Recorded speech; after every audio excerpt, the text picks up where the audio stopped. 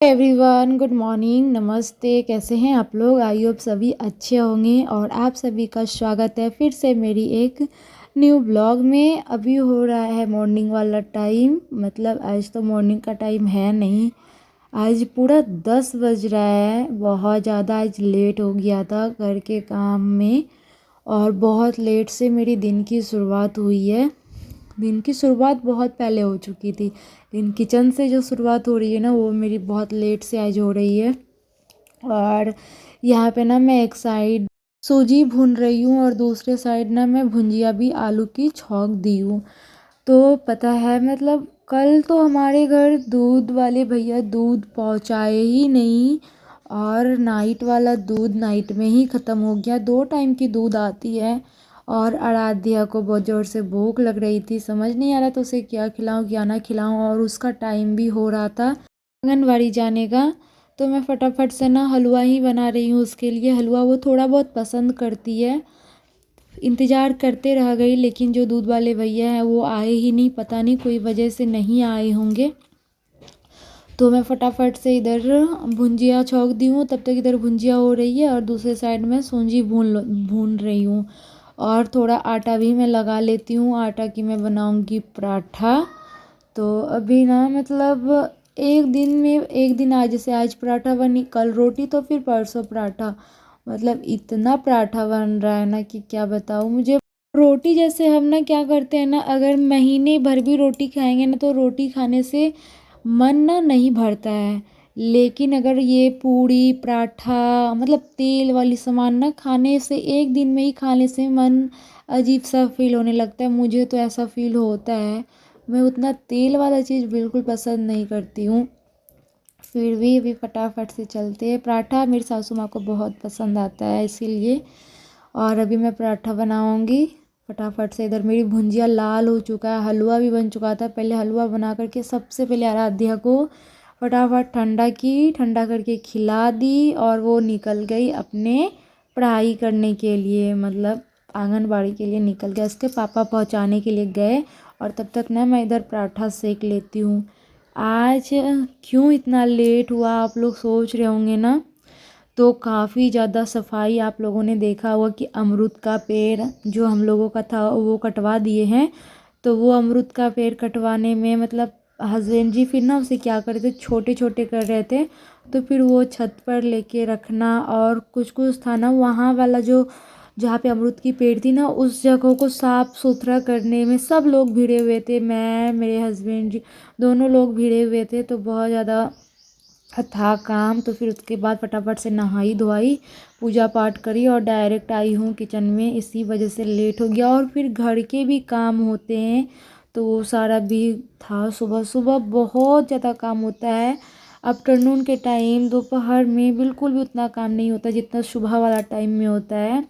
और यहाँ पे मेरा पराठा सिक रहा है। और किसी ने पूछा था कि दी, आपका घी का डब्बा भरा क्या? नहीं, डब्बा भर भी गया और वो खाली भी हो रहा है। जब भी मैं हलवा या पराठा वगैरह बना रही हूँ तो वो उसी से बन रहा है। तो अभी ठंड चली गई ना, मैं वो घी इसलिए निकालती। ऐसे तो मार्केट वाला घी एनी टाइम घर पे रहता है, लेकिन वो घी निकालने का मेरा एक मकसद था कि वो वाली जो है ना, बच्चे के लिए बहुत फ़ायदेमंद होता है। सर्दी खांसी जुकाम में वो बहुत फ़ायदेमंद होता है, इसीलिए मैं वो आराध्या के लिए मतलब निकालती थी और उसे देती भी थी कोई कोई चीज़ में डाल करके। इस और रही बात घी के लड्डू वगैरह खाने का, तो सच बताओ ना तो घी मुझे बहुत महकता है, स्मेल करता है, उतना मुझे पसंद नहीं है। लेकिन अब काफ़ी हद तक मैं घी को खाती हूँ। जैसे पराठा वगैरह बनता है या हलवा बनता है तो उसमें काफ़ी तर घी ही डलता है, जिसकी वजह से अब थोड़ा बहुत खा लेती हूँ। पहले तो बिल्कुल भी एकदम महक से ही ऐसा लगता था मुझे उल्टियाँ हो जाएगी, तो मैं बिल्कुल भी नहीं खाती थी। लेकिन अब थोड़ा थोड़ा करके ना आदत हो गया है, क्योंकि अब खुद से बनाती हूँ और फिर अब अकेले लिए कुछ दूसरा तो बनाने के लिए जाऊँगी नहीं, इसीलिए थोड़ा बहुत कर करके खा खा करके आदत लग गया है। और फिर तुरंत ही मैं आ गई हूँ किचन में। अभी मैं बनाऊँगी दोपहर के लिए खाना। और एक बात पता है, थोड़ा सा मेरा तबीयत ठीक नहीं था, जिसकी वजह से मैं वॉइस ओवर नहीं कर पाई थी और वीडियो एडिटिंग कुछ भी नहीं कर पाई थी। मेरा वीडियो एक दिन पहले का था और दूसरे दिन ये वाली वीडियो मैं डालती, लेकिन उस दिन काफ़ी ज़्यादा क्या, थोड़ा सा अच्छा नहीं लग रहा था बस, तो फिर कुछ भी मन नहीं कर रहा था करने को। तो फिर मैं आज जाके ये वॉइस ओवर कर रही हूँ। और अभी हो रही है दोपहर वाला टाइम। अभी मैं क्या बना रही हूँ, चावल दाल और सब्जी, आलू और सेम की सब्जी बन चुकी है। अभी सिर्फ मैं बनाऊँगी पालक की साग। तो सेम की सब्ज़ी बनाने के बाद ही ब्लॉग स्टार्ट की हूँ। ब्लॉग बहुत ज़्यादा लंबा हो जाता है। और आप लोगों ने पूछा था, दीदी जब आप पालक की साग छौंकते हो तो उसमें क्या डालते हो? उसमें कुछ भी नहीं, उसमें सिर्फ मैं मेथी के 2-3 दाने डालती हूँ और सूखी लाल मिर्च, और उसके बाद उसमें कम से कम 6-7 लहसुन की कलियाँ, उसे थोड़ा पीस पीस काट करके डाल देती हूँ। तो इससे ना पालक साग की स्वाद टेस्ट बढ़ जाती है। लहसुन कोई भी साग में डालते हैं तो बहुत अच्छा लगता है। तो जाके इधर मेरा चावल दाल और सेम की सब्ज़ी बन चुकी है। बस साग थोड़ा सा टाइम लगेगा, क्योंकि साग है ना, पालक की साग रहे चाहे गेंहारी की साग, उसमें पानी काफ़ी छोड़ती है। इधर मैं दाल भी छौंक ली और थोड़ी देर के बाद मेरा साग भी हो गया था। मैंने खाना निकाल दिया है। और अभी कोई भी खाना मेरे लिए बिना अचार का फीका है। मुझे अचार चाहिए ही चाहिए, मुझे अच्छा लगता है।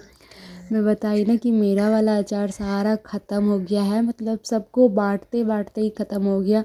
कभी कोई आते थे, कभी इनका दोस्त आए तो वो मांग के लेके चले गए, फिर कभी और अगल बगल में भी कोई कोई मांग लेते थे, तो फिर वो सारा मतलब अचार मेरा जितना भी था ना वो ख़त्म हो पड़ा है। और मैं बहुत ज़्यादा भी पछता रही हूँ कि मतलब जो घर वाला अचार होता है ना उसका टेस्ट ही अलग होता है, और मार्केट वाला तो आप लोग जानते ही है कि उसका टेस्ट कैसा होता है। तो यहाँ पे मेरा काम ख़त्म हो गया। अभी काम ख़त्म नहीं हुआ है, मतलब खाना बन गया है, सबको खिला पिला दी हूँ। और फिर रही बात वही साफ़ सफाई की, चलो फटाफट से करते हैं पूरे घर की साफ़ सफाई। और पता है आज शाम के नाश्ते में इनका फरमाइश सुबह ही हो गया था कि मोमोज़ बना देना, और मोमोज़ के लिए सारा सामान भी लेके आए हुए थे। तो फटाफट से मैं इधर का काम निपटा देती हूँ। सच बताऊँ ना तो बिल्कुल भी मन नहीं कर रहा था कि मैं मोमोज़ बनाऊँ इस टाइम पे। ऐसा लग रहा था कि काम करके थक चुकी हूँ, जाके आराम करूँ। लेकिन इनका जो पसंद है ना, मुझे अच्छा लगता है जब ये कुछ भी इनका खाने का मन होता है। ऐसे तो जल्दी कोई फरमाइश नहीं करते हैं कि ये खाना है वो खाना है, और जब फरमाइश कर देते हैं तो मेरा हक है इनको बना करके वो चीज़ खिलाना। तो फटाफट से मैं किचन में आई हूँ। हर हमेशा ना मैं क्या करती थी, जो बंदा गोभी गाजर वगैरह घिस के रखती थी ना तो उसे मैं फ्राई करती थी, लेकिन इस बार फ्राई नहीं कर रही हूँ। इसे बस सारा चीज़ मिक्स कर दी हूँ। उससे पहले ना जितना भी था पानी से निचोड़ ली हूँ, और उसके बाद इसमें जो भी मसाला लगती है वो डालने के बाद अब, और इस बार आप लोगों से पूरा एकदम डिटेल में शेयर नहीं कर रही हूँ, क्योंकि कई बार मैंने शेयर कर दिया है। तो जब भी मन होता है ना इनका खाने का, तो ये तो मार्केट में भी खा लेते हैं, लेकिन घर वाला जो है ना वो अच्छे से खाते हैं, इसीलिए मैं बना दिया करती हूँ। तो फटाफट से अभी सारा मोमोज़ मैं फिल कर ली हूँ। और उसके बाद ना आप लोगों को पता है कि मैं इडली स्टैंड में बनाती हूँ, तो पूरा तेल फैला करके और सारा मोमोज़ को मैं डाल दी हूँ। अब इसे 10 मिनट तक स्टीम करूँगी। और यहाँ पे आप देख सकते हैं मैं चटनी भी बना ली थी। चटनी भी बहुत कम ही बनाई हूँ, क्योंकि ये तीखी चटनी होती है, और अभी एक बार में ही बन गया था। फटाफट से मैं सर्व कर देती हूँ। और आज का ब्लॉग यहीं पे एंड करती हूँ। बहुत ही जल्द मिलती हूँ प्यारे सा ब्लॉग।